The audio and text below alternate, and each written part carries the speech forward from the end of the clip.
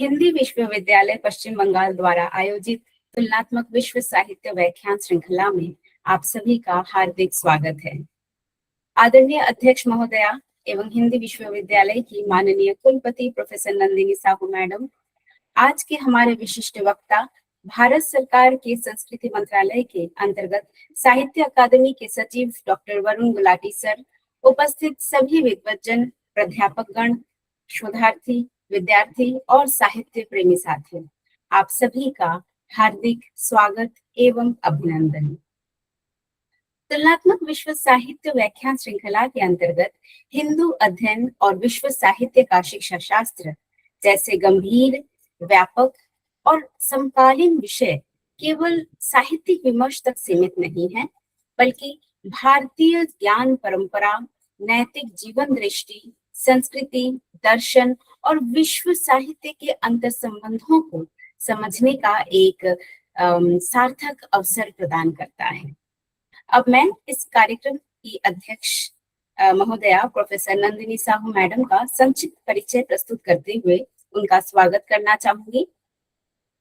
Professor Nandini Sahu madam एक प्रतिष्ठित शिक्षाविद, सुप्रसिद्ध कवयित्री, सृजनात्मक लेखिका, आलोचक, लोक साहित्य की विदुषी तथा भारतीय अंग्रेजी साहित्य की एक विशिष्ट एवं सशक्त हस्ताक्षर हैं। आप नई दिल्ली स्थित इंदिरा गांधी राष्ट्रीय मुक्त विश्वविद्यालय के विदेशी भाषा संकाय की पूर्व निदेशिका रह चुकी हैं। आपके नाम पर लगभग 23 मौलिक एवं संपादित कृतियां प्रकाशित हैं।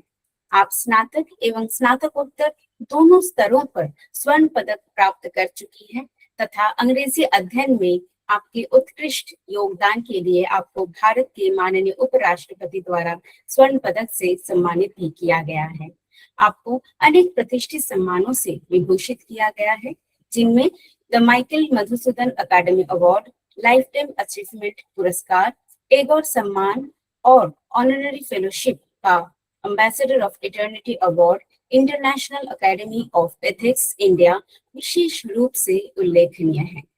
आपके व्यापक शोध क्षेत्रों में नव साहित्य अध्ययन, आलोचनात्मक सिद्धांत, लोक साहित्य एवं संस्कृति अध्ययन, भारतीय ज्ञान परंपरा और तुलनात्मक विश्व साहित्य जैसे विविध एवं महत्वपूर्ण आयाम सम्मिलित हैं।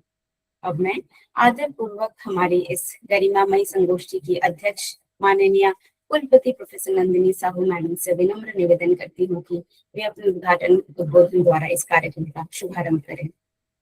मैम, आपका स्वागत है।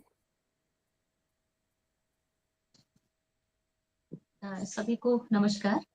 Thank you so much, Dr. Paramita, for holding this lecture series with such seriousness and critical outputs. I welcome Dr. Varun Gulati, professor from the University of Delhi, as well as Secretary, Sahitya Academy, Kendra Sahitya Academy, New Delhi, to be a part of Hindi University, West Bengal, special lecture series on comparative world literatures.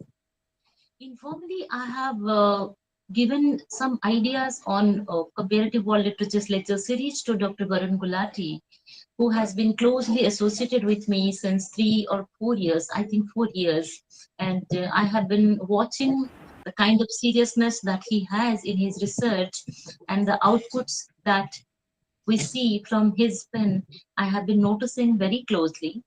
And this year, when he took Lien, I think, from Delhi University, and he joined as the Secretary Kendra Sahitya Academy, I was happy and proud. I was extremely proud to see a person so young and bright, and somebody who is so serious about academics, creative writing, research, and about Indian knowledge systems and Hindu studies and comparative literatures, these kind of subjects that the national education policy has been emphasizing. When I saw a person like Dr. Varun Gulati shifting to Sahitya Academy as the secretary, I was rather very, very proud and happy. I had a sense of fulfillment and satisfaction because I have been watching him growing every single day. And coming to my personal relationship with Dr. Varun Gulati, I think I will take a lot of time if I start talking about that. So I better not do that now and give that platform to Dr. Gulati to talk about Hindu literary pedagogy. Hindu studies, how it's a part of our comparative world literatures. Today's lecture is going to be very important, pertinent. I can see that faculty members, research scholars, teachers from Hindi University and otherwise students from Hindi University, officers and staff from Sahitya Academy, and many of many people who are interested in Indian knowledge systems and Hindu studies have joined overwhelmingly. And Dr. Gulati, let me just put it on record for you here that this lecture series we started in the year 2025, last year when I joined as the Vice Chancellor in this university. We conceived this lecture series after a couple of brainstorming sessions, and that is when we decided that this umbrella term, comparative world literatures, will cover a whole lot of things like translation studies, like world literatures, Indian writing in English, Indian Bhasha literatures, Hindu studies, Indian knowledge systems, the pedagogy of translation, preparation of the scholars towards UGC NET examination and for their career. So we cover many things, even medical humanities, hospitality studies, hospitality, literary theories. We have covered quite a few subjects under this lecture series. But I am rather happy to tell you that no one has particularly spoken about Hindu studies as a part of world literatures and the literary pedagogy thereof. So today's lecture, as I think, will technically address that issue. And here I would like to put it on record for our audiences that the book written by Dr. Varun Gulati last year, no, I think 2024, Hindu Thought, a Foundation of Moral Living. This book is one of the Amazon's best-selling books, as I can see, and the book has been doing very well. It has been well received. It has been, included in the syllabi of quite a few universities, and even in Hindi University, we are considering the book. When we propose our MA in Hindu Studies, the book has been doing absolutely wonderful, and people have been reading it carefully. And in today's lecture may address a few things. First thing would be canon formation that versus epistemic violence in Hindu studies pedagogy. When it comes to Hindu studies, people have a very tentative idea that it's more about Sanskrit literature or say Hindi literature or some Bhasha literatures. They can't even think about bringing Hindu studies to English studies departments. So that is where Dr. Varun Gulati kind of scholars, and even you can include me, my book, Hindu Studies Foundations and Frameworks, which has also been included in the syllabus of many English departments in India and otherwise. We have been striving to decolonize our departments. By decolonization, I certainly do not mean to remove anything existing. Rather, we want to create more space for the literary texts vis-a-vis Hindu studies and Indian knowledge systems in our English departments and our Bhasha literature departments.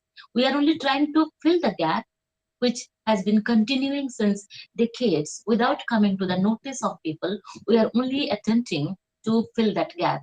And this lecture series is definitely a part of that attempt that we have been doing.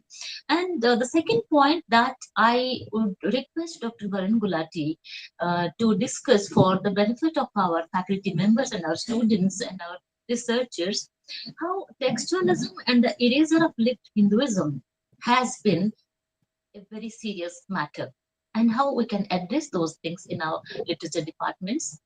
Uh, in Hindi University, we have proposed an MA in Hindu Studies, where we will make it multilingual. We are a multilingual university. We teach in three languages: Hindi, Bangla, and English, of course. And the syllabus will also be designed in three languages. So, Dr. Varun Gulati's intervention is going to be very important for the design of our syllabus. And then the next point that today's lecture may address is world literature and the civilizational flattening. How the civilizational flattening is something that doesn't come to the notice to the boards of studies, to the syllabus design committees, when we are framing the syllabi of various universities, especially for our literature departments and English departments. And another point that Dr. Varun Gulati has the expertise is secular pedagogy and the anxiety of the sacred. People have an anxiety. When you talk about Hindu studies, in many platforms in English departments or linguistic departments, people have that kind of anxiety. Is it going to be too sacred? Is it going to be too pedagogical? Where will be the literature part lost? Dr. Gulati and I, we have discussed so many times that this is a very important and a pertinent subject. Literature part is never lost when it comes to Hindu studies or Indian knowledge systems. We have been designing the syllabi. Now, he introduced folk literature in Delhi University for the first time. Delhi University has one course on folk literature, and I must congratulate Dr. Gulati and his colleagues for introducing folk literature in Delhi University. Yesterday, in fact, I congratulated your Vice Chancellor, Professor Yogesh Singh, that you all have introduced folk literature, and he was very, very happy with the department and with you. And then the next point that today's lecture may address, that I'm only thinking aloud, translation as ideological mediation. When it comes to Hindu studies or Indian writing in English, I mean, not Indian writing in English, when it comes to Hindu studies or Indian knowledge systems, there is nothing like English literature in Hindu studies. We do not have anything like that. Or folk literature in English, we do not have anything like that. We have Bhasha literatures. A rich linguistic country like India has 24 languages accepted by our constitution. Apart from that, we have almost 6,000 tribal languages and folk languages. If you consider inclusivity and flexibility, then we have to consider all these languages and the literatures they are of. So in today's lecture, I would request Dr. Gulati that please discuss your expertise with us vis-a-vis translation studies and Hindu studies as well. How the various Bhasha literatures and tribal and folk literatures in India and otherwise have been addressing translation as a part of our pedagogy. I would also request you to discuss that because we have a department of translation studies. Our faculty and students are doing very, very serious work. So welcome once again to Hindi University, Dr. Gulati. We are happy and proud to have you at an academic level as the Vice Chancellor of the university. I welcome you from the on behalf of the faculty and staff of the university and students of the university. And on my personal behalf, you being a part of my family, I welcome you very, very personally with a lot of respect and lot of affection. Thank you. And Dr. Paramita, please take over and allow Dr. Gulati to speak. Thank you. बहुत बहुत आभार ma'am. आपके इस प्रेरणादायी उद्बोधन ने आज के वेबिनार को एक सार्थक और वैचारिक दिशा प्रदान की। अब मैं आज के हमारे विशिष्ट वक्ता डॉक्टर वरुण गुलाटी सर का संक्षिप्त परिचय प्रस्तुत करते हुए उनका स्वागत करना चाहूंगी। डॉक्टर वरुण गुलाटी जी साहित्य, अनुवाद, संपादन और अकादमिक शोध के क्षेत्र में एक प्रतिष्ठित नाम है। आप वर्तमान में भारत सरकार के संस्कृति मंत्रालय के अंतर्गत साहित्य अकादमी के सचिव के रूप में कार्यरत हैं। इससे पूर्व आप दिल्ली विश्वविद्यालय के अंग्रेजी विभाग में एसोसिएट प्रोफेसर रह चुके हैं। आप Hindu thought foundation of moral living के लेखक भी हैं। आप विदुषी मतलब द्विभाषी लेखक, अनुवादक और संपादक के रूप में 13 पुस्तकों और 1 उपन्यास से जुड़े हैं। आपके लगभग 30 से अधिक शोध पत्र प्रकाशित हो चुके हैं। आपने अनेक राष्ट्रीय और अंतर्राष्ट्रीय सम्मेलनों, संगोष्ठियों और साहित्य उत्सवों में सक्रिय सहभागिता तथा आयोजन किया है। आप सामाजिक न्याय और अधिकारिता मंत्रालय की पत्रिका सामाजिक न्याय संदेश के प्रधान संपादक भी रह चुके हैं। आपके निर्देशन में 2 पोस्ट डॉक्टरल और 8 डॉक्टरल शोधार्थियों ने शोध कार्य भी किया है। आज हमारे लिए ये अत्यंत हर्ष और गौरव का विषय है कि डॉक्टर वरुण गुलाटी सर जैसे प्रतिष्ठित विद्वान हमारे बीच उपस्थित हैं और वे हिंदू अध्ययन और विश्व साहित्य का शिक्षा शास्त्र विषय पर अपना विशेष व्याख्यान प्रस्तुत करेंगे। ये विषय भारतीय चिंतन, तुलनात्मक अध्ययन और विश्व साहित्य के शिक्षण संदर्भों को एक साथ समझने का अवसर प्रदान करता है। अब मैं आदरणीय वरुण गुलाटी सर से विनम्र निवेदन करती हूँ कि वे अपने वक्तव्य से हम सभी को समृद्ध करें। सर, आपके हार्दिक स्वागत। बहुत बहुत धन्यवाद. Very good morning to all of you. Namaste and a pleasant morning. I extend my heartfelt respects to each one of you with a specific and very, very special mention of the Honorable Vice Chancellor of Hindi University, Professor Nandini Sahulji, my elder sister, my mentor, and the one who has been nurturing me for past many years.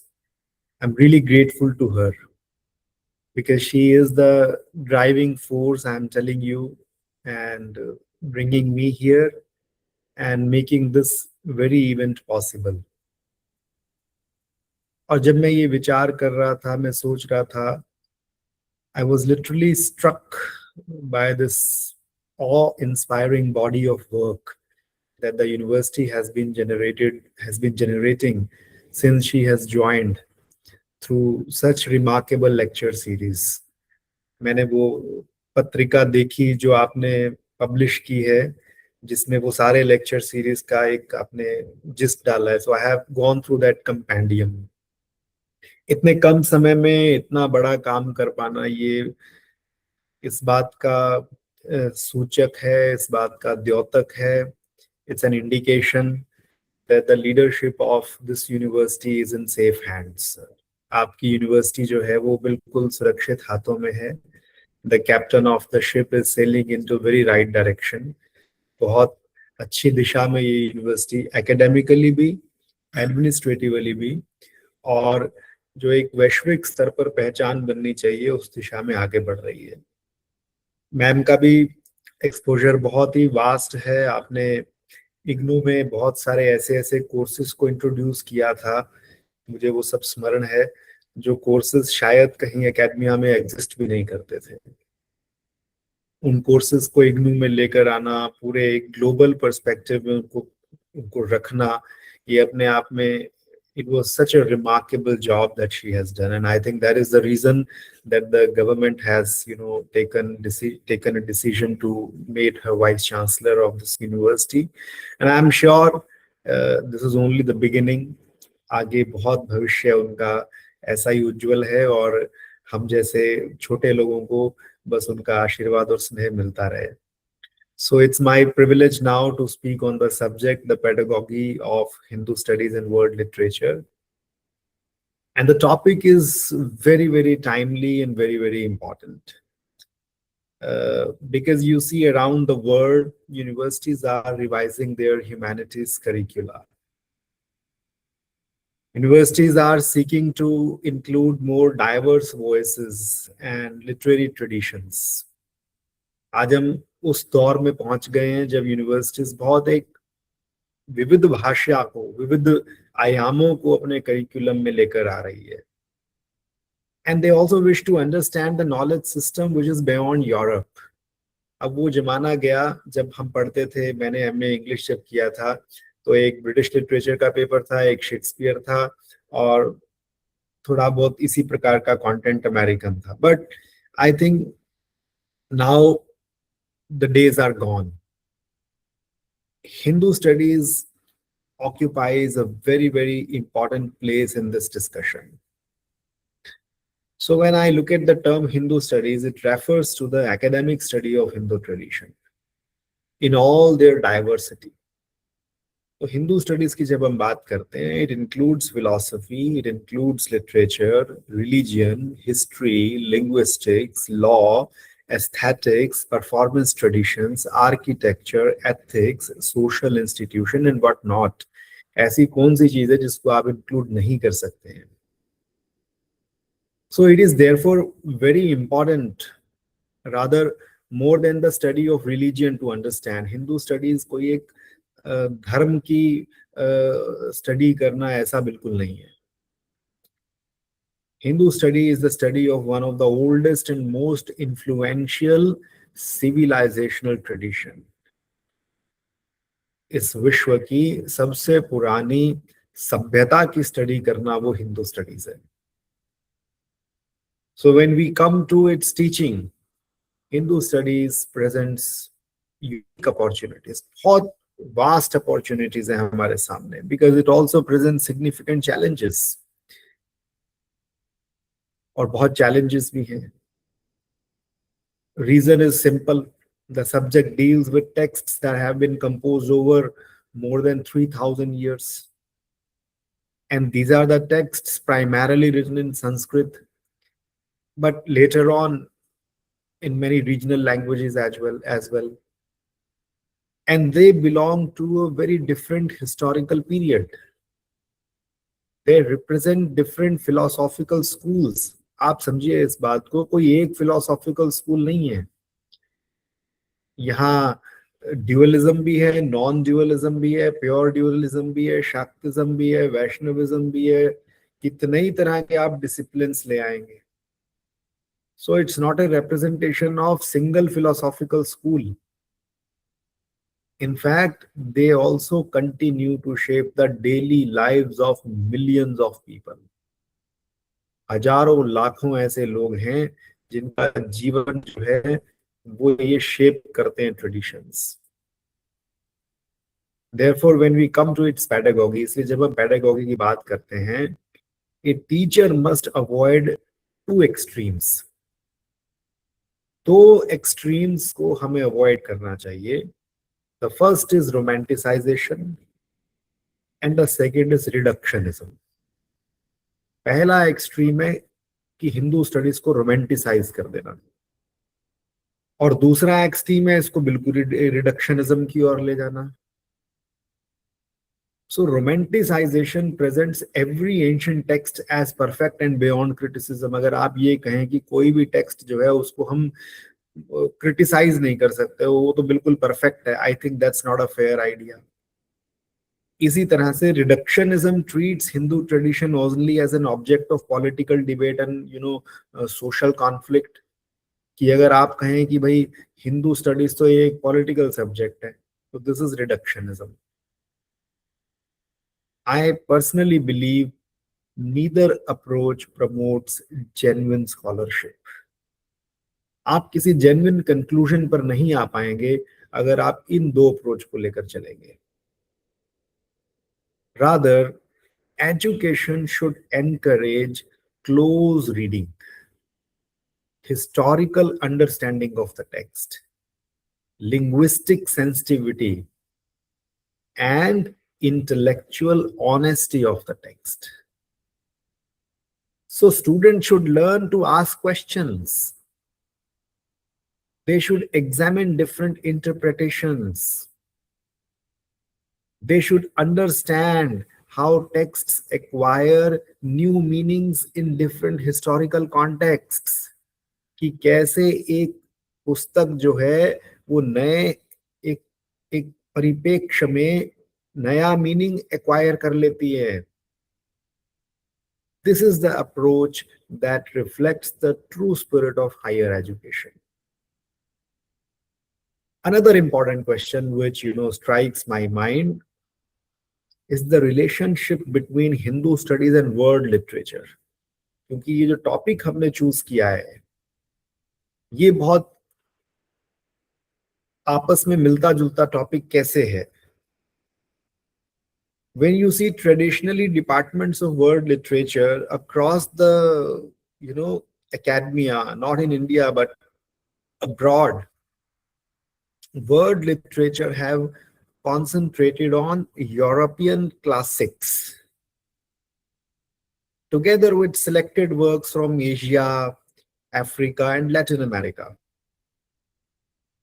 But this model has changed considerably during the last 3 decades. लेकिन अगर हम पिछले 3 दशकों को देखते हैं तो ये जो मॉडल है, जिस मॉडल में एशिया, अफ्रीका, लैटिन अमेरिका लेकिन लार्जली यूरोपियन टेक्स्ट्स होती थी, वो अब चेंज हो गया है. चेंज क्या हुआ है? Scholars now increasingly recognize that Sanskrit literature represents one of the world's great literary traditions. And therefore, texts such as the Mahabharata, the Ramayana, the Bhagavad Gita, the Rig Veda, and the classical, dramas of even Kalidas, they have traveled across cultures through translation. आज वो text सारी translation होकर कितने ही अलग अलग देशों में पहुंच गई हैं. Not just translations but adaptations, performance and even scholarly interpretations. So these works deserve to be studied not just as religious texts. आप महाभारत रामायण को सिर्फ एक रिलीजियस टेक्स्ट की तरह मत स्टडी कीजिए. I advise you to study them as a literary masterpiece. आप उसको एक लिटरेरी टेक्स्ट की तरह स्टडी कीजिए. They address universal human concerns. Universal concerns है वो. They ask questions about duty. They ask questions about justice, suffering, love, memory, mortality, power, friendship, freedom, so long and so forth. And therefore, their influence is far beyond the geographical boundaries of India. उनका influence जो है वो भारत की इस भौगोलिक इकाई के बहुत बाहर तक है. In fact, the concept of world literature itself has undergone important changes. आज आप अगर वर्ल्ड लिटरेचर को देखिए, ये भी अपने आप में बहुत सारे चेंजेस की परिवर्तन की दिशा में पहुंच चुका है. 19th सेंचुरी में जो उसकी परिभाषा थी वो 20th सेंचुरी में अलग हो गई, 21st सेंचुरी में अलग हो गई. So literature should cross national boundaries and encourage dialogue among civilization. That is called world literature. आज की परिभाषा में समझा जाए तो लिटरेचर जो नेशनल बाउंड्रीज को क्रॉस करता है और सिविलाइजेशंस के बीच में एक संवाद को स्थापित करता है, वो वर्ल्ड लिटरेचर होता है. So it is from this perspective, Hindu literary traditions naturally belong to world literature because their stories have traveled through Asia. The Ramayana exists in hundreds of versions across South Asia, Southeast Asia, and even beyond. It also appears in literature. Ramayana appears in dance, theater, sculpture, painting, cinema, even television. So every new adaptation creates fresh interpretations. आप कितने भी रामायण देख लीजिए, मैंने I think the generation that belongs to our time, 1980s वाले जो generation है, वो रामानंद सागर की रामायण को सबसे पहले टीवी सीरियल पर देखते हैं. या उससे पहले की जो जनरेशन है तो फिर वो तुलसी रामायण जो परफॉर्मेंस की जाती है उसको देखते हैं. लेकिन आज भी 2026 में रामायण की जब इंटरप्रिटेशंस एक नए विजुअल आर्ट्स को लाते हुए, नए नए तरीके से आते हुए, वो कार्टून्स में, एनिमेशंस में या किसी भी तरह से ओटीटी प्लेटफॉर्म्स पर आती हैं, दे गिव फ्रेश इंटरप्रिटेशंस. वो आज भी देखने में उतना ही जितना आनंद आता है जितना पहले आता था. So every new adaptation, what I am trying to say, creates fresh interpretations. At the same time, they preserve connections with the earlier tradition. Interesting बात क्या है, वो पहले के जो ट्रेडिशन है उसके साथ कनेक्ट भी रखती हैं, ऐसा नहीं है कि कनेक्ट भी छोड़ देती हैं. The same may be said to Mahabharata. Its narrative continue to inspire writers, philosophers, psychologists, political thinkers, and even artists across the world. So teaching these texts therefore require more than factual knowledge. It requires pedagogical imagination. Students today come from diverse cultural backgrounds. When I was in University of Delhi, I used to deal students who are coming even from town to tier 2 towns, tier 3 towns. वो ग्रामीण क्षेत्र की पृष्ठभूमि से भी मेरे पास आता है. At the same time, I am having the students coming from Saint Stephen and KMC, जो देश के प्रतिष्ठित कॉलेज हैं, वहां से भी पढ़कर आता है. तो we have a diverse class. आज मैं साहित्य अकेडमी में हूँ. वी डील विद 24 लैंग्वेजेस, 24 भाषाओं के साथ हम डील करते हैं. आई नीड डाइवर्स पीपल, हर छोटे टाउन से लेकर बड़े टाउन के लोग. सो वी हैव पीपल और स्टूडेंट्स व्हाट टू से from diverse cultural backgrounds. Patna में जाते हैं तो मिथिला का एक अलग कल्चर मिलता है, बिहार का एक अलग कल्चर वहां पर नजर आता है. कोलकाता में जाते हैं तो वहां एक डिफरेंट चीज मिलती है. दिल्ली आते हैं, यहाँ एक अलग फ्लेवर है. बैंगलोर जाते हैं, अलग है. हैदराबाद जाते हैं, अलग है. गुजरात जाते हैं, अलग है. मुंबई जाते हैं, अलग है. You see the country is so diverse. और इतना ही नहीं, हमारे ट्रेडिशंस कितने डाइवर्स हैं आप देखिए. मैं I was in Hyderabad for couple of years. मुझे पहली बार जीवन में पता लगा कि वहां पर रामायण को सेलिब्रेशन जो है वो किस लिए करते हैं. Sorry, this not Ramayan, that Deepavali. I mean, why do they celebrate Deepavali? When I was in North India, तो we have a different way of celebrating. हमारे यहाँ जो है वो उसका तरीका डिफरेंट था. यानी हमको ये पता था कि भगवान राम जो है वो वनवास कंप्लीट कर कर अयोध्या वापस लौटे थे, इसलिए हम रामायण सेलिब्रेट करते हैं.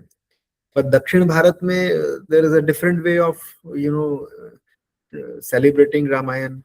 तो हमारे एक कॉलीग ने हमें बताया, we celebrate this festival of lights, यानी दीपावली हम इसलिए सेलिब्रेट करते हैं क्योंकि इस दिन जो है सत्यभामा ने नरकासुर को मारा था भगवान कृष्ण के साथ मिलकर. So this is the Narak Chaturdashi के बाद वो सेलिब्रेट उसके बाद करते हैं. सो आप सोचिए, एक त्योहार को भी एक देश में अलग अलग प्रकार से सेलिब्रेट किया जाता है. कितनी डाइवर्सिटी है हमारे यहाँ. इनफैक्ट नया साल जो है वो हम चैत्र प्रतिपदा को यहाँ उत्तर भारत में मनाते हैं. आप गुजरात और उधर चले जाइए महाराष्ट्र के कुछ भागों में, तो वहां पर वो दिसंबर में मनाते हैं नया साल. अंग्रेजी नव वर्ष हम 1 जनवरी को मनाते हैं. तो नॉर्थ ईस्ट में चले जाइए, वहां अलग जिसे कहते हैं एक डेट होती है मनाने के लिए. So we are living in a very very diverse environment. And therefore, when we approach Hindu texts with some familiarity, right? People outside this country, they encounter this text for the first time, and they encounter it for the first time because some of them read through translation. Others possess knowledge of Sanskrit or regional languages.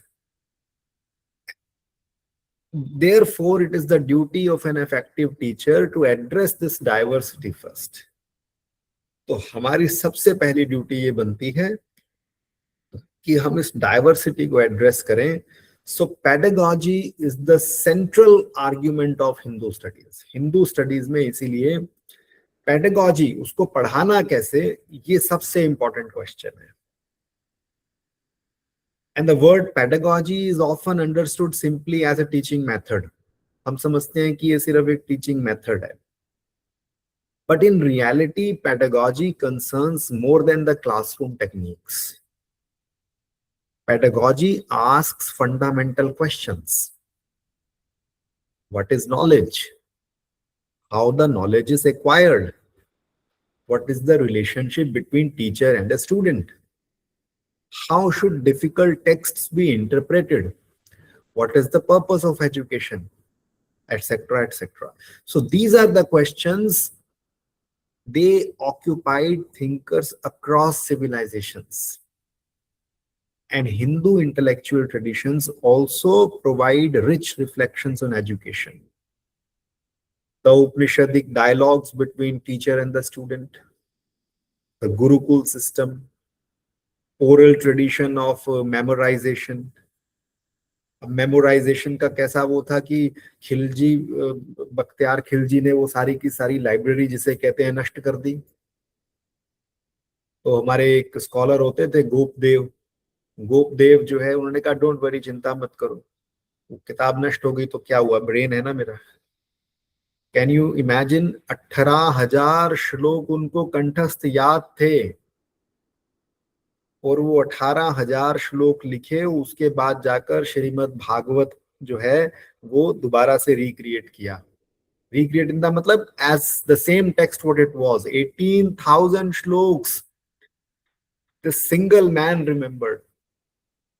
तो memorisation की कैसी technique होती थी। हालांकि कुछ schools ऐसा करते थे अपने विद्यार्थियों को कि मान ले इतनी बड़ी टेक्स्ट है, 18,000 20,000 श्लोक हैं, तो 10 15 20 विद्यार्थी तैयार कर देते थे, और हर विद्यार्थी को 1,000 श्लोक याद करवाते थे।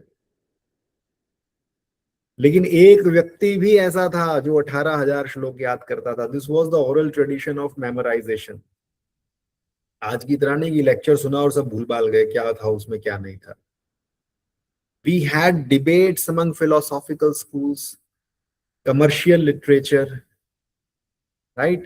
Even the commentaries. This is the quality of Hindu literature that has been, nurtured for and developed for over centuries. Modern universities need not reproduce these traditional institutions exactly. ऐसा नहीं है कि हमें यही करना है. But they may learn valuable pedagogical principles for them. And one such principle is dialogue. See, knowledge comes through dialogue, through questioning, rather than passive acceptance. किसी चीज को आप चुपचाप मीकली स्वीकार कर लो, उससे नॉलेज नहीं आती है, उसके लिए क्वेश्चनिंग करनी पड़ती है. And another principle, second principle, and I prescribe to this principle, is sustained reflection. That means learning requires patience. ज्ञान प्राप्ति के लिए धैर्य की आवश्यकता होती है. It cannot be reduced to information alone. Information और ज्ञान में अंतर है, आप दोनों को समझ लीजिए. मुझे इंफॉर्मेशन है कि मेरे सामने एक कैंडल जल रही है, कैंडल में से आग निकल रही है. This is information I have. लेकिन वो आग क्या है, उसका स्पर्श करने पर क्या होगा, unless and until I touch it I can not understand what it means. वो जब टच किया तो वो ज्ञान है. दैट मीन्स इमर्ज कर दिया अपने आप को उसके साथ, आत्मसात जब कर दिया. तो इंफॉर्मेशन और ज्ञान दोनों में अंतर है. Third principle is ethical responsibility. तीसरा मेजर प्रिंसिपल है समझने के लिए, वो है एथिकल रिस्पॉन्सिबिलिटी. क्योंकि knowledge carries moral consequences. These ideas remain relevant in contemporary classrooms. Therefore, the purpose of my lecture was threefold. First was to examine the development and scope of Hindu studies as an academic discipline. Second, that how the pedagogical principles that can strengthen the teaching in universities and in a diverse place. और तीसरा जो था, it was to consider the place of Hindu literary traditions within the wider framework of world literature. तो इससे पहले थोड़ा और discuss करें. We must clarify actually what Hindu study means. थोड़ा रिलेटिवली ये मॉडर्न टर्म है. Universities began using this term mainly during 20th century. भारत में, बाहर थोड़ा बहुत शुरू हो गया था. Earlier scholars also spoke of Sanskrit studies, Indology, Oriental studies, religious studies, Indian philosophy. पहले ये नाम चलते थे. और ये सब जो लेबल्स थे ये एक ही एस्पेक्ट, लार्जली एक ही एस्पेक्ट को बताते थे. लेकिन आज जो है वो हिंदू स्टडीज एक ब्रॉड एरिया बन चुका है. वो एक टेक्सचुअल ट्रेडिशन बन चुका है, वो एक मटेरियल कल्चर बन चुका है, वो रिचुअल प्रैक्टिसेस बन चुका है. It includes philosophical debates, it includes literature, music, dance, architecture, law, ethics, ecology, medicine, social thought, कुछ भी आप उसमें डाल सकते हैं आज. No singular discipline can adequately explain this diversity. कोई एक डिसिप्लिन मैं तो नहीं मानता कि इसको एक्सप्लेन कर पाए. इसलिए Hindu studies has become deeply interdisciplinary in nature. Right? So, अब ये बात थोड़ी समझने की है. तो अर्लियर क्या होता था, European इंडोलॉजिस्ट्स they made remarkable contribution to the study of Sanskrit grammar, no doubt. Textual edit, वो मैक्स मुलर और उसके सब साथियों ने यूरोप से जब आए तो बहुत ट्रांसलेट किया, ठीक है. मैन्यूस्क्रिप्ट प्रिजर्वेशन किया, like I cited Max Muller because he edited numerous Sanskrit texts and introduced them to the international audience. Of course, that laid the foundations of the later scholarship. Lekin, many 19th century studies also reflected colonial assumptions. Hindu traditions were often treated as the relics of the past rather than the living intellectual traditions.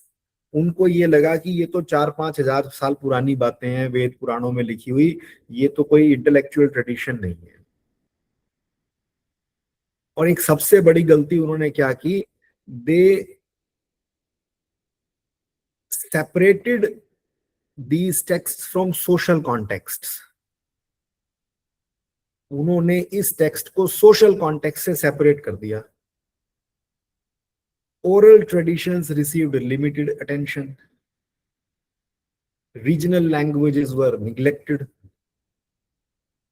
And during the second half of the 20th century, these limitations increasingly attracted criticism. Scholars began to emphasize lived traditions alongside classical texts. Attention was shifted towards vernacular literature. Women voices gained more visibility. Marginalized communities became subject of serious academic research. Performance tradition also entered into the university classrooms. तो ये वो सारे broader perspectives थे that enriched this discipline considerably. At the same time, एक दूसरा challenge खड़ा हो गया. Public discussions increasingly politicized Hindu studies, not just politicized, but polarized also. Academic debates very often became entangled with ideological disputes. आपको कोई एक बात अच्छी नहीं लगती थी तो आपने अपनी आइडियोलॉजी उसमें थोप दी. So while critical scholarship remained essential, मैं एक as a bona fide scholar इस बात को मानता हूं, scholarship is essential. इसलिए classroom should avoid becoming a space of political polarization. The primary responsibility of higher education is, note कर लीजिएगा इस बात को, a careful inquiry supported by evidence. मैं अगर memorization की बात कर रहा था, I have given you an evidence that a person named Gopdev had memorized 18,000 verses. This is not romanticization. When there is an evidence, it is not romanticization. तो इस extreme से भी बचना है. But teachers should also encourage students, therefore, to evaluate competing interpretations through close readings and historical analysis rather than just slogans or preconceived conclusions. पहले से दिमाग में conclusion बिठा लिए तो उसका कोई हल नहीं होने वाला. Now, these are the principles that apply equally to every tradition.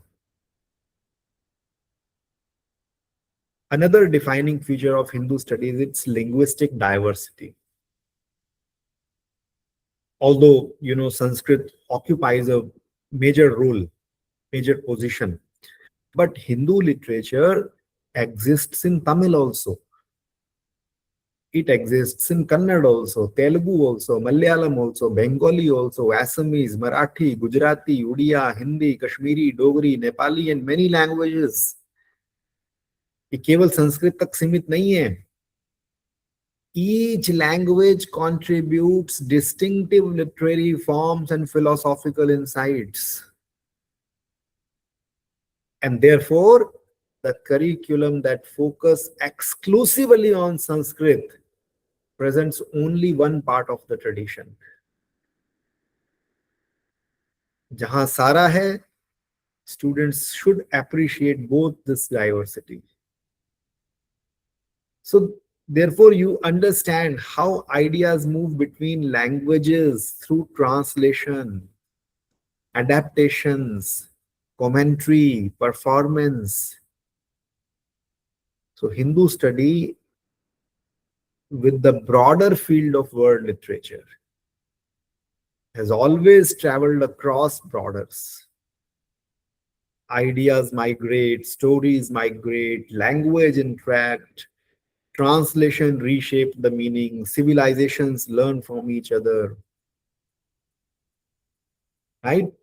And therefore, I say Hindu literary traditions occupy a very important place in the study of world literature. Though beginning, I mean, from the Rig Veda and extending through the Upanishads, the Ramayana, the Mahabharata, the Bhagavad Gita, the Puran, and the classical Sanskrit poetry and drama. These are the texts that have traveled across languages, across regions, across centuries. कोई एक century नहीं है, कोई एक देश नहीं है, कोई एक भाषा नहीं है. कितनी जगह पर ये सब टेक्स्ट ट्रैवल किए हैं. इसलिए इनका इन्फ्लुएंस जो है वो केवल और केवल इंडिया में नहीं है, वो पूरे विश्व में है. इसलिए the idea of world literature is not just the idea of picking cherry picking of some famous books, but it reflects to the literary works that continue to gain new meanings. Word literature का अर्थ ये होता है कि ऐसा साहित्य जो हर युग में, हर परिवेश में, हर देश में एक नया मीनिंग ले लेता है, और sometimes move beyond their original linguistics and cultural setting. So Hindu literary traditions have done exactly the same. You see, Ramayana exists in hundreds of versions in Sanskrit, Tamil, Hindi, Thai, Khmer, Indonesian, Lao, and many languages. Each version reflects local tradition. यहाँ बात अच्छा note कीजिएगा, मैंने आपको 10 भाषाएं गिनवाई हैं, लेकिन ये 10 भाषाओं में जो रामायण है, इट्स नॉट ट्रांसलेटेड वन. ये ट्रांसलेशन नहीं है, ये एडेप्टेशन है. Because each version reflects local traditions, while each version preserves the ethical and philosophical concerns of the original text or narrative. If not text, you could call it narrative. So is the case with Mahabharata. Novel, theater, dance, political thoughts across the world. तो ये सब एक देश की सीमाएं cross करती हैं. इसलिए जो टीचिंग स्ट्रेटजी है वो बहुत इंक्लूसिव होनी चाहिए, बहुत क्रिटिकल होनी चाहिए, बहुत इंटरडिसिप्लिनरी होनी चाहिए. बिकॉज विद्यार्थी जब क्लासरूम में आता है वो बहुत ही डिफरेंट अंडरस्टैंडिंग के साथ आता है, एक फेमिलियरिटी के साथ आता है. क्योंकि कुछ विद्यार्थी ऐसे होते हैं जो they have grown up reading these texts. कहीं तो बच्चे ऐसे होते हैं घर से ये टेक्स्ट पढ़ के आते हैं. कुछ ऐसे होते हैं they might have encountered it for the first time, वो पहली बार ही देखते हैं. इसलिए teacher must therefore create an environment that encourage curiosity. तो हमें शिक्षाविदों को एक ऐसा एनवायरनमेंट क्रिएट करना चाहिए जहां पर एक क्यूरियोसिटी पैदा हो, एक रिस्पेक्टफुल डिस्कशन पैदा हो, एक क्रिटिकल एंगेजमेंट पैदा हो. ऐसी स्ट्रेटजीज हमें लेकर आनी चाहिए, चाहे वो क्लोज टेक्सचुअल रीडिंग है, चाहे उसके स्ट्रक्चर को हमें एग्जामिन करना है, उस टेक्स्ट की भाषा को एग्जामिन करना है, सिंबलिज्म को करना है, लिटरेरी टेक्निक्स को करना है, before we reach to any conclusion. So ऐसी अप्रोच को जब हम हिंदू टेक्स्ट्स के ऊपर लेकर आएंगे तो एक वर्ड लिटरेचर की एक फिलोसॉफिकल रिफ्लेक्शन तब हमारे सामने जाकर कहीं एक खड़ी हो पाएगी। और ये comparative approach is very very valuable, I am telling you. Let us study the Mahabharata. I am saying, I advise all of you to study Mahabharata alongside Iliad. Huh? I advise you to read Bhagavad Gita and compare it with the Greece traditions, China, and even other part of the world. Because इस तरह के जो comparisons है ना, ये एक analytical thinking को encourage करते हैं, rather than कोई cultural competition हम चला रहे हैं। ऐसा नहीं है कि चाइना में ऐसा था, यहाँ पर ऐसा था। No, it's not a cultural competition. We have to analyse it in a way that develop our analytical thinking. तो टीचर्स को इसलिए एक मल्टीमीडिया रिसोर्सेज क्लासरूम में क्रिएट करना पड़ता है, राइट? आप परफॉर्मेंस भी दिखाइए, आप फिल्म भी दिखाइए, आप टेम्पल्स का आर्किटेक्चर भी दिखाइए, आप पेंटिंग भी दिखाइए, म्यूजिक सुनाइए, डिजिटल आर्काइव्स बताइए, कितना कुछ बताना पड़ता है आपको। ये सारे रिसोर्सेज जो हैं, they help us and they help primarily the students to understand the wider cultural ecosystem, which is per se is an embed of world literature. So classroom discussions should remain exclusively on academic rigors. बिल्कुल academic riggers पर focus कीजिए। Students को आप encourage कीजिए questions पूछने के लिए, multiple interpretations को भी एग्जामिन कीजिए और रिस्पेक्टफुली अलग अलग व्यूज को आप एंगेज कीजिए। आई थिंक ये कुछ पेडागॉजीज जो हैं वो हमें ध्यान में रखनी चाहिए। बाकी ऑफ कोर्स ये तो ग्लोबल एकेडमिक एनवायरनमेंट है आज की डेट में। It has significant challenges, but it has valuable opportunities also, right? तो हमें इसलिए इन कॉम्प्लेक्स मीनिंग्स को, इन कॉम्प्लेक्स टेक्स्ट्स को पब्लिक डिबेट्स से थोड़ा बचते हुए as a bona fide teacher, as a bona fide faculty वो क्लासरूम में लाने की जरूरत है। आई थिंक इतना हम लोग कर पाएंगे। आई हैव लॉट टू से। अब कहने को तो बहुत कुछ आगे भी कहा जा सकता है, but you know the time is also restricted and I have also plenty of administrative jobs that are piled up on my table right now, I can see. So वो मुझे भी वो complete करना है, but I think within this somewhat 40-45 minutes that I have taken, I have tried to tell you that the pedagogy of Hindu studies is one of the our literary heritage, and also which is a broader project of the world literature. And therefore it reminds me that literary traditions do not belong to one civilization, right? Literary traditions are a part of shared intellectual inheritance. वो सारी humanity का एक shared intellectual inheritance है। इतना हम समझेंगे। Once again, I am deeply honored to be here and extremely thankful to my elder sister, Professor Nandini Sahu, for inviting me. Thank you very much. बहुत बहुत हार्दिक आभार सर, आपके इस विचारोत्तेजक और ज्ञानवर्धक व्याख्यान में हिंदू अध्ययन, शिक्षा शास्त्र, भारतीय ज्ञान परंपरा और विश्व साहित्य के जो शिक्षा शास्त्रीय पक्ष हैं उनको भी अत्यंत प्रभावी ढंग से हमारे सामने आपने रखा है। आपने जिस प्रकार भारतीय जो साहित्यिक संवाद है, जो तुलनात्मक अध्ययन है, उसकी संभावनाओं पर आपने प्रकाश डाला, वो हम सभी के लिए अत्यंत उपयोगी और प्रेरणादायी है। अब मैं पुनः हमारी अध्यक्ष महोदया माननीय कुलपति प्रोफेसर नंदिनी साहू मैडम से निवेदन करती हूँ कि वे अपने विशेष टिप्पणी से इस वेबिनार को और भी सार्थकता प्रदान करें। मैडम, आपका स्वागत है। Thank you, Dr. Paramita. Dr. Gulati, I'm rather a bit of overwhelmed. I had not expected any less than this from you. Uh, and I have never been more attentive. I just listened to every word that you were speaking. First, let me comment on your style of speaking. Very euphonic, so very soft, but so pertinent. Such important points coming from the right person so softly, in such a soothing manner. I think I can just listen to you for hours. The audiences will agree with me. And now coming to your special lecture, it was extremely critical as well researched, full of information.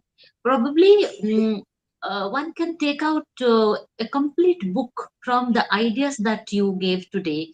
Every idea can be translated to one research paper. People sitting here would certainly agree with me. I can see all of them are taking notes here. The first point that I really liked that you said was knowledge systems are beyond any genre. It was a very European idea to create canons and genres. But if you come to Indian knowledge systems, they are actually beyond any genre. They are so interdisciplinary, so multidisciplinary. And then Hindu studies is not exactly about the dharma. I so agree with you. Last year, when I wrote my book, Hindu Studies Foundations and Frameworks, somebody who was very dear to me, she sent me a whole lot of messages that Nandini, now you have become one like this. I mean, what do you mean by one like this? Where is your European literature? Where is your American literature? You have also become one, quote unquote. And I could not, of course, respond because I have a lot of respect for the concerned person. Then another point that you said is memorization and memory studies and orality are very important in Hindu studies. And the memorization of 18,000 verses is research based. Actually, in Hindu studies, everything is research based. You know, my research scholar, Dr. Sagar Kumar Sharma, is sitting here. He is listening to you carefully. He wrote a chapter on memory culture, on culture, memory studies for this MA in folk literature that I designed for IGNOU, that is very famous. So this memory studies chapter that he wrote has become so famous. He has quoted all these things. I think if he gets a chance someday, he will go and meet you. He's in Delhi. And then when you said that literature crosses national boundaries and takes Mahabharata, Ramayana kind of texts as literary texts rather than books on dharma. They are not exactly books on dharma, and I emphasize what you said, and I have been always talking about it. And Hindu studies is based on many isms, many ideas, many schools of thought. So many schools of thought come together to create something called Hindu studies. And then romanticization and reductionism should be avoided. Yes, we romanticize folklore, Hindu studies, Indian knowledge systems. We museumize them, we keep them at a distance. We just talk about them in our public gatherings, but coming to university tables, we dismiss them. We have nothing more than European or American literature, a little bit of Australian studies and all. Bringing Hindu studies to English departments is a Herculean task. Bringing folk literature to English departments, you have gone through it, you have struggled, so you know it. And close and honest reading of texts. My students are learning from you. They will do honest reading. We will definitely give you our information. And pedagogy, you have done justice to the topic. You have given so many pedagogical ideas how to teach Hindu studies. Even I question these to people who teach Hindu studies. Do you go to the classroom and read a story from the Mahabharata? How do you do it? How do you theorize? And if you theorize Mahabharata with panopticon or Foucault or Derrida with Western theories, then a lot of people will come to criticize. So then how do you theorize these texts? Without theorization, it will be oversimplification. And you have addressed that big question. You have taken that burden off my chest, that I was not the only person struggling with that. Even you have been thinking about it. And dialogues and questioning and sustained reflection, ethical responsibility, interdisciplinary approaches. So a lot of things. And then these texts as traveling texts. Our travel literature should also take Ramayana Mahabharata kind of texts. If you look at the Ramayana map of the world from Nepal to Sri Lanka, and then Indonesia, Bali, those places, just Google Ramayana map of the world. When you talked about the traveling texts, I was reminded about the Ramayana map, the Mahabharata map. Your lecture was absolutely wonderful. It has created food for thought for me personally and for all of us, I don't think that I have ever been so attentive. Thank you so much for doing justice to this and taking this invitation. I'm going to call you one more time. You do a second lecture. Why did you speak so well? You have to give a second lecture. Now, Really, Paramita, Dr. Gulati has so many files in front of him. Please have some mercy on him and keep the question answer session limited. Okay? Sure ma'am, thank you. अब मैं प्रतिभागियों से अनुरोध करती हूँ कि अगर आज के व्याख्यान से आपके पास कोई सवाल हो तो आप लोग कृपया पूछें। वैसे तो मैसेजेस में, मतलब चैट बॉक्स में मुझे एक प्रश्न मिल चुका है। अच्छा, हिंदी विश्वविद्यालय की शिक्षिका डॉक्टर सोमिता मित्रा ने एक सवाल यहाँ पे चैट बॉक्स में उन्होंने भेजा है। सर, आपने कहा है कि हिंदू अध्ययन में रोमांटिकीकरण से बचना चाहिए, किंतु जब अनुकूलन की प्रक्रिया द्वारा किसी आदि ग्रंथ का पुनर्सृजन किया जाता है तो क्या वहाँ रोमांटिकीकरण नहीं होता? क्या बिना कल्पनाशीलता अथवा रोमांटिकीकरण के अनुकूलन के माध्यम से आदि ग्रंथों का पुनर्सृजन या उन्हें नवीन रूप में प्रस्तुत करना संभव है? नहीं, वो तो शायद या तो मेरे समझाने में प्रॉब्लम है या उनके समझने में प्रॉब्लम है। रोमांटिसाइजेशन स्टैंड्स फॉर कि एक टेक्स्ट को ऐसा समझना कि वो पूरी कंप्लीट टेक्स्ट है, उसमें कुछ भी फॉल्ट नहीं है, उसमें कुछ भी हम क्रिटिसाइज नहीं कर सकते हैं, उसको रोमांटिसाइजेशन कहते हैं। किसी टेक्स्ट की क्रिटिकल एनालिसिस करना, उसको अच्छे से समझना, इतना ही मेरा कहने का पर्पस है। और रिडक्शनिज्म का अर्थ ये होता है कि उसको बिल्कुल ही नकार देना, कि नहीं ये तो बहुत पुरानी, सदियों पुरानी टेक्स्ट हो गई है, अब इसको क्या जरूरत है, दैट इज रिडक्शनिज्म। तो उसके बीच की जो एक बैलेंस्ड अप्रोच है, जिसको बुद्ध भी कहते हैं मध्यम मार्ग, तो वो मध्यम मार्ग सजेस्ट किया है मैंने। वो मैं फिर से कह रहा हूँ, शायद मेरे समझाने में प्रॉब्लम होगी, उनकी समझ ठीक ही होगी, लेकिन दिस इज व्हाट आई मेंट। नहीं, आपने ठीक से समझाया था। शौमिता से मैं एक और बार डिस्कस कर लूंगी। She is a good scholar of history, she has been doing good work. Yes, और thank you so much sir. और कोई क्वेश्चन अगर है तो आप लोग कृपया पूछें।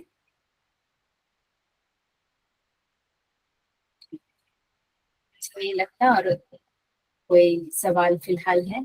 सर ने इतनी खूबसूरती से और इतनी सरल तरीके से इस पूरे व्याख्यान को हमारे समक्ष प्रस्तुत किया है। तो अब हम समापन सत्र की ओर बढ़ते हैं। इस अवसर पर मैं हिंदी विश्वविद्यालय की शिक्षिका डॉक्टर विजेता दुबे को धन्यवाद ज्ञापन के लिए सादर आमंत्रित करना चाहूंगी।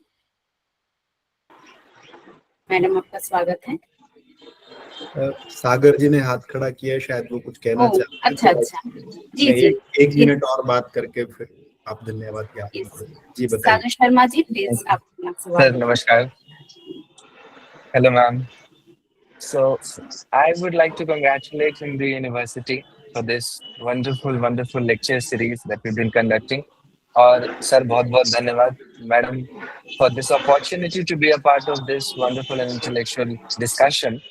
And this pedagogical and critical troubles of teaching such texts, especially Hindu studies, wherein Hindu studies is now in vogue. It's a term which is often uh, misrepresented, presented, and there are a lot of ethical, moral debates around it, which basically complicates things when we talk about Hindu studies, and we always reduce it to either religion or some sort of ideological premises.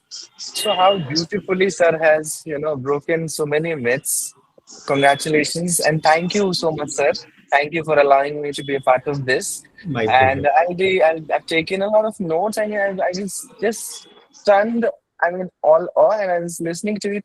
So many things like intellectual honesty, how texts acquire new meanings, and most importantly, the way in pedagogical concerns, I understood that how you internalize the text is how you are going to explain it to the students, and understanding their contexts, how they are going to make sense of it. Because I was, as a literature student, I'm also given to understand that context produces meaning. Otherwise, words in themselves do not carry anything. If there is no context, there is probably no meaning. So, and how beautifully you have associated that idea with your lecture, and then this is just so inspiring. I just wanted to say thank you, ma'am, and okay okay congratulations Sagar, in the अभी हमें university. Doctor Gulati को जाना देना पड़ेगा, उनके सामने इतनी files मैं देख रही हूँ।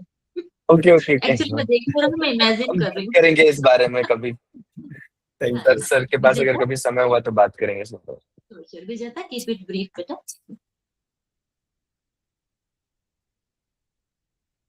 अनम्यूट करें खुद को विजेता मैडम। धन्यवाद मैम। सादर नमस्कार और प्रणाम। किसी ने सच ही कहा है, शब्दों का सत्कार ही ज्ञान का असली आधार है। आज के इस ऐतिहासिक वेबिनार तुलनात्मक विश्व साहित्य, हिंदू अध्ययन और विश्व साहित्य का शिक्षा शास्त्र के समापन पर हिंदी विश्वविद्यालय पश्चिम बंगाल की ओर से धन्यवाद ज्ञापन करना मेरे लिए केवल एक औपचारिकता नहीं बल्कि परम सौभाग्य और गौरव का क्षण है। सबसे पहले मैं आदरणीय कुलपति महोदया प्रोफेसर नंदिनी साहू मैम, हमारे आज के विशिष्ट वक्ता साहित्य अकादमी के माननीय सचिव महोदय डॉक्टर वरुण गुलाटी सर जी का इस ज्ञानवर्धक वेबिनार से जुड़े विद्वानगण, आदरणीय प्राध्यापकगण, शोधार्थी, विद्यार्थी एवं सभी प्रतिभागीगण को मेरा सादर प्रणाम। आज के इस वेबिनार के समापन पर मैं हिंदी विश्वविद्यालय पश्चिम बंगाल की ओर से आप सभी के प्रति अपनी हार्दिक कृतज्ञता व्यक्त करती हूँ। आज का वेबिनार तुलनात्मक विश्व साहित्य, हिंदू अध्ययन और विश्व साहित्य का शिक्षा शास्त्र केवल एक अकादमिक आयोजन नहीं बल्कि भारतीय ज्ञान परंपरा और वैश्विक साहित्यिक चेतना के मध्य एक सार्थक बौद्धिक संवाद है। हिंदू अध्ययन और विश्व साहित्य का शिक्षा शास्त्र प्राचीन भारतीय ज्ञान परंपरा और आधुनिक वैश्विक साहित्यिक सिद्धांतों का एक अनूठा संगम है। यह छात्रों में आलोचनात्मक चिंतन, सार्वभौमिक मूल्यों और सांस्कृतिक विविधता की गहरी समझ विकसित करती है। जैसा कि सर ने कहा कि हिंदू स्टडी कोई विशेष धर्म की स्टडी नहीं है बल्कि विश्व की सबसे पुरानी सभ्यता का स्टडी करना हिंदू स्टडी है। भारतीय संस्कृति का मूल स्वर ही समन्वय और सह अस्तित्व है। ऋग्वेद का प्रसिद्ध मंत्र कहता है, आ नो भद्राः क्रतो यन्तु विश्वतः, अर्थात विश्व के सभी श्रेष्ठ विचार हमारे पास आए। यही तुलनात्मक साहित्य की आत्मा है। इसी प्रकार उपनिषद का उद्घोष वसुधैव कुटुंबकम। विजेता आप इसको ब्रीफ रखें, जी मैम, ओके, मेरा भी मीटिंग है। जी मैम। अब मैं अपने दायित्व का निर्वहन करते हुए हिंदी विश्वविद्यालय पश्चिम बंगाल की माननीय कुलपति प्रोफेसर नंदिनी साहू मैम के प्रति अपनी हार्दिक कृतज्ञता व्यक्त करती हूँ, जिनके संरक्षण एवं दूरदर्शी नेतृत्व में इस उत्कृष्ट वेबिनार का आयोजन संभव हुआ। मैम ने अपनी गरिमामयी उपस्थिति, प्रेरणादायी उद्बोधन एवं सतत मार्गदर्शन से इस कार्यक्रम को विशेष महत्व प्रदान किया। जैसा कि सर ने कहा कि हमारा विश्वविद्यालय सुरक्षित हाथों में है, बिल्कुल ठीक कहा सर आपने। आपका तहे दिल से धन्यवाद मैम। मैं आज के हमारे विशिष्ट वक्ता साहित्य अकादमी के माननीय सचिव डॉक्टर वरुण गुलाटी जी का हृदय की गहराइयों से आभार व्यक्त करती हूँ। आपने अपने गंभीर अध्ययन, मौलिक चिंतन और विद्वतापूर्ण व्याख्यान से हम सभी को नई दृष्टि प्रदान की। आपके प्रेरक व्याख्यान से हम सभी अत्यंत लाभान्वित हुए। साहित्य और शिक्षा शास्त्र के प्रति आपकी दृष्टि केवल अकादमिक नहीं बल्कि व्यवहारिक और युगांतरकारी है। डिजिटल स्क्रीन की भौतिक दूरियों को लांघकर आपके विचारों की ऊर्जा ने हम में से प्रत्येक व्यक्ति के बौद्धिक क्षितिज को असीम विस्तार दिया है।